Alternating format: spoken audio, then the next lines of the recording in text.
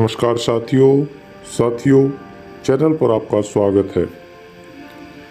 हरियाणा में art and craft भर्ती के ऊपर काफ़ी समय से इस चैनल पर अपडेट दी जा रही है और उसी के मद्देनज़र आपको आज कुछ ऐसे केसेस के बारे में बताऊंगा जो कि अब रिजल्ट आने के पश्चात भी पेंडिंग है और उन पे कुछ और नई घटनाएं घटी हैं।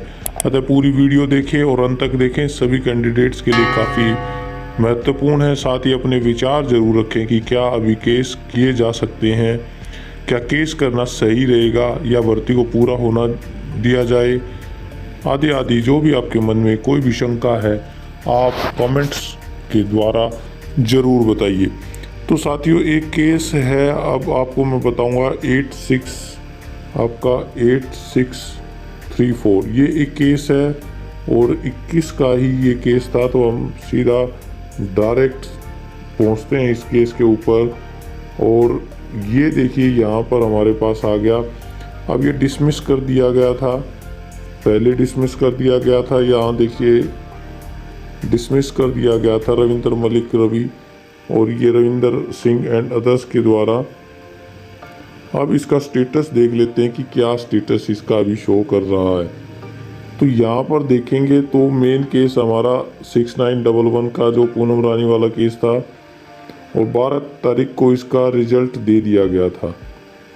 अब यहाँ पर एक LPA लगी है, यहाँ पर जी हाँ एक LPA यहाँ पर लगी है, स्पेशल लीव पिटीशन जो होती है वो LPA लगी है इस केस पर। देखिए जो कि सभी के पास चल रही थी कि डबल बेंच में कर दिया है, कुछ और कर दिया है, इस तरह की क्वेश्चंस काफ़ी उठ रहे थे। तो यहाँ देखिए इसी में ये पेंडिंग है, LPA ये पेंडिंग है और अब हम इसको व्यू करेंगे क्या है।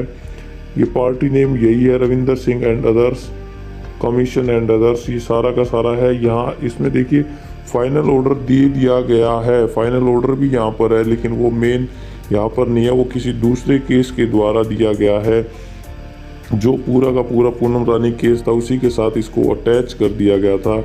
लेकिन अभी यहाँ पर इसी की एक करनाल में देखिए यहाँ पे करनाल से हैं और मेन केस डिटेल अब ये CWP 6911 ये केस है। तो इसको यहाँ पर LPA यहाँ पर एक बनी है। अब LPA को देख लेते हैं कि क्या इसमें हुआ है। जी हाँ साथियों, तो आपके सामने ये जो इसी पेज की चारों तरफ घूम रही है कि देखिए इसको डबल बेंच पे कर दिया है या किया, ये LPA लगी है इसी के ऊपर अर्जेंट में। और कल की डेट इसमें जो कॉज लिस्ट डेट है वो 17 नवंबर है। अभी स्टेटस इसका अभी सही तरीके से नहीं आया है, तो अर्जेंट में ये लगी है। 17 तारीख इसके अर्जेंट की डेट है, पेंडिंग है। अब इसका CM देख लेते हैं। CM में अभी कुछ भी अभी शो नहीं हुआ है, यहाँ पर CM है तो यहाँ पे देखिए कुछ भी अभी सब स्टेटस इसका पेंडिंग शो कर रहा है। इसके साथ साथ हम दूसरा भी हम देख लेते हैं LPA जो नीचे वाला है, तो यहाँ पर भी देखेंगे तो कुछ भी यहाँ पर अभी शो नहीं हुआ है। तो इस तरह से हम पाते हैं कि जो ये केस था हमारा, यहाँ पे आपने ऊपर भी लिखा हुआ कि ओरिजिनल केस CWP 8634 के साथ इसको अटैच किया गया है, उसी की ये LPA है। तो ये केस कल सुना जाएगा और इससे संबंधित जो भी जानकारी होगी आपको बताएंगे। लेकिन कुछ चैनल्स पर ये बातें जा रही हैं कि केस में बहुत ज़्यादा धांधलियाँ हुई हैं, इसमें अभी रिजल्ट सही तरीके से बना नहीं है। SC कैटेगरी जो SC A और SC B के जो कैंडिडेट थे, जो SC A वाले और SC B वाले कैंडिडेट की एक ही जर्नल लिस्ट थी जो कि 2006 वाले यानी कि 10 में जिसका रिजल्ट निकाला था, या कोई OBC या जर्नल के कैंडिडेट एक दूसरे की उसमें आए हुए हैं। इस तरह से ये कुछ केसेस का इसमें बताया जा रहा है। लेकिन आप देखिए कि उसमें कुछ अनियमितताएं थी, तभी तो वो केस डल के उसको ख़त्म किया गया है। अगर वो अभी भी उनको रख लेंगे तो कैसे केस चलेगा। आप अपनी राय ज़रूर दें कि SC A और B को क्या वहाँ पर अलग अलग शो नहीं किया गया है, उनकी वैकेंसी अलग अलग नहीं दी गई है। अगर वैकेंसी अलग अलग दी गई है तो आप मेन जो इसका एडवर्टीजमेंट है उसमें भी देख सकते हैं कि SCA और SCB की अलग अलग ही वैकेंसी दी है, यानी कि 82 और 82। तो फिर उनका रिजल्ट अलग अलग निकालने में क्या बुराई है। यहाँ तो ये सही निकाला गया इस तरह से। अब रही बात कि कुछ जनरल कैंडिडेट्स के नाम यहाँ पर आए हैं, ये भी बातें आ रही थी, कुछ साथी बोल रहे थे कि जो जनरल कैंडिडेट्स के जो बच्चे थे उनको यहाँ पर BCA में कर लिया गया, BCA में कर लिया गया है।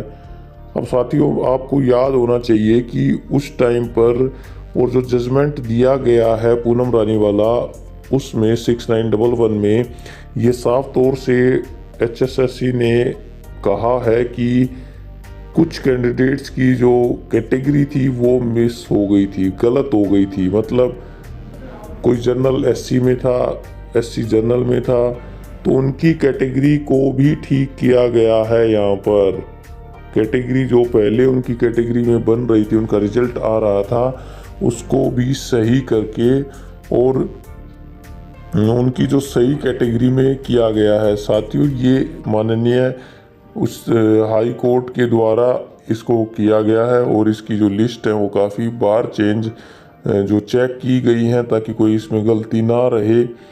फिर भी कोई एरर हो सकती है, एक दो कैंडिडेट्स का ऊपर नीचे हो सकता है, तो वो हो जाएगा, वो सही हो जाएगा। कुछ कैंडिडेट्स इसमें बोल रहे थे कि यहाँ पर फीमेल का 30% का अलग नहीं दिया, तो 30 जो परसेंट जो भी थे फीमेल का, जो 33% का था, वो सारा का सारा इसी में कंबाइन इन्होंने दे दिया है। और जल्द ही इसकी मार्क लिस्ट आने वाली है अभी, क्योंकि उसमें हर कैंडिडेट के मार्क्स दिए जाएंगे, जैसे PTI के केस में दिए गए थे उनके इंटरव्यू के, और marks obtained in written examination. तो ये दोनों ही वहाँ पर मार्क्स उसमें दिए जाएंगे, तो उसमें पता चल जाएगा कि कितने मार्क्स हमारे रिटन एग्ज़ाम में हैं और कितने हमारे इंटरव्यूअर ने दिए थे। तो इससे काफ़ी क्लियर होगा। और कुछ जो कैंडिडेट्स मार्जिन में हैं तो उनको बहकाया जा रहा है कि भाई उनको केस के द्वारा वो जीत सकते हैं, या इस तरह से। आपने देख लिया कि 10 महीने केस चला है ये, और आप देखिए कि मार्च से शुरू हो गए थे और मार्च से लेके अब नवंबर एंड होने वाला है, तो लगभग 8-9 महीने ये चला है और अंत में रिजल्ट भैया आया है। हाँ कुछ ऊपर नीचे हो गया था इसमें रिजल्ट, इसमें बहुत ज़्यादा कुछ नहीं कहा गया।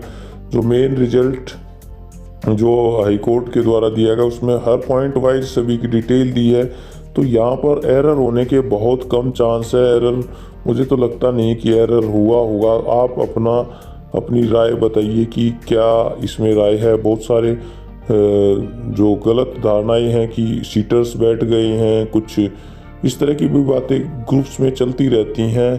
तो जो कैंडिडेट्स इसमें सहमत हैं कि सीटर बैठ गए हैं, आपको कोई भी अनियमितता दिखती है तो आप कमेंट बॉक्स में ज़रूर बताएं कि किस तरह की अनियमितताएं इसमें केस के अंदर आपको दिखाई दे रही हैं। लेकिन आप इस बात को ज़रूर ध्यान रखें कि यहाँ पर जो 816 जो कर्मचारी लगे हुए थे उनका एडजस्टमेंट इनके बगैर नहीं हो पाएगा। अगर ये सिलेक्टेड नहीं हो पाए, यहाँ पे वैकेंसी फिल नहीं हो पाई, तो उनका जो चूल्हा है वो कैसे जलेगा। उनमें से काफ़ी कम ही लोगों का सिलेक्शन यहाँ पे हुआ है और काफ़ी लंबी संख्या उसमें है कि वो अभी भी बेरोज़गार हैं। दूसरे साथी भी बेरोज़गार हो सकते हैं जो पहले नहीं लगे थे, लेकिन उन्होंने कुछ ना कुछ अपना कार्य स्टार्ट कर रखा था, कोई ना कोई काम धंधा उनका शुरू था, तो इनका तो एक डायरेक्ट रोज़गार गया है। तो अगर यहाँ पर केस और होते हैं तो यहाँ उनके लिए और मुसीबतें हो सकती हैं, क्योंकि केस जब तक पेंडिंग रहेंगे उनका एडजस्टमेंट होना काफ़ी मुश्किल है। रही बात अब रिज़ल्ट कब आएगा, इसका जो रिज़ल्ट तो आ ही गया फाइनल, और जो दूसरे केसेस हैं ये केसेस तो चलते रहेंगे। और अगर डबल बेंच में भी ये केसेस जा रहा है तो कोई डरने की इसमें मुझे तो लगता नहीं है कि इसमें बात होगी, क्योंकि माननीय हाई कोर्ट ने इसको अच्छी तरह से जांचा परखा है और काफ़ी समय इसमें लिया है।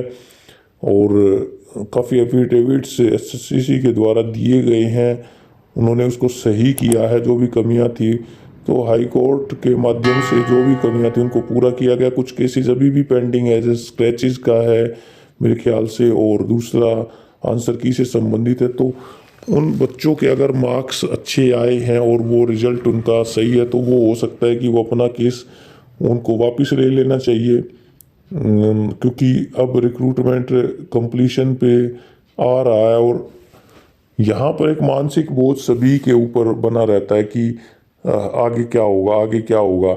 और अगर ये क्लियर होता है तो वहाँ पर उनके लिए कुछ ना कुछ अच्छी बात रहेगी कि वो इस बात को जान जाएंगे कि जो हमारे केसेस हैं उनसे कुछ भी हासिल नहीं हो सकता। तो आप अपनी राय ज़रूर दें। ये मेरी राय थी, हो सकता है ये गलत हो, लेकिन मेरी राय बेबाक रहती है और मैं अपनी राय अच्छी तरह से बता रहा हूँ आपको कि केसेस को कम से कम किया जाए। और फिर भी जो साथी चाहते हैं कि वो केस करने ही अत्यंत आवश्यक है, उनको कुछ अनियमितता दिख रही है, तो वो केस कर सकते हैं। इसके ऊपर डबल बेंच में जा सकते हैं या किसी और तरीके से लीगल एडवाइस ले सकते हैं। लेकिन उसके लिए आपको सोचना पड़ेगा कि कुछ ऐसे तत्वों से दूर रहें जो कि भर्ती को ही होना नहीं देना चाहते, चाहे उनका सिलेक्शन आए या ना आए। तो ऐसे लोगों से थोड़ा बच के रहा जा सकता है कि वो अपना उल्लू सीधा करते हुए दिखाई दें। और तो केस अब कंप्लीट है, ये डायरी नंबर है, इससे ही ये केस दिख रहा है। आप इसको फिर से दोबारा से ढूंढ सकते हैं, सर्च कर सकते हैं। और इससे संबंधित कोई भी अगर आपके पास इंफॉर्मेशन है तो चैनल के नाम पर के आगे @gmail.com आप लगाकर हमें उसकी भेज सकते हैं। और जल्द ही इससे संबंधित जानकारियाँ डीएससी ने मांग ली हैं। अब डिटेल है, जो भी आगे प्रोसेस होगा उसके बारे में भी आपको अगली वीडियोस में मैं बताऊंगा। तब तक चैनल पर बने रहें और चैनल को सब्सक्राइब करना ना भूलें, ताकि आपको ऐसी लेटेस्ट जानकारियाँ यहाँ पर मिलती रहे। आपकी राय हमारे लिए काफ़ी इम्पोर्टेंट रहेगी, उसको भी आप ज़रूर दें और लाइक ज़रूर करें अपने इस चैनल की वीडियो को। Thank you.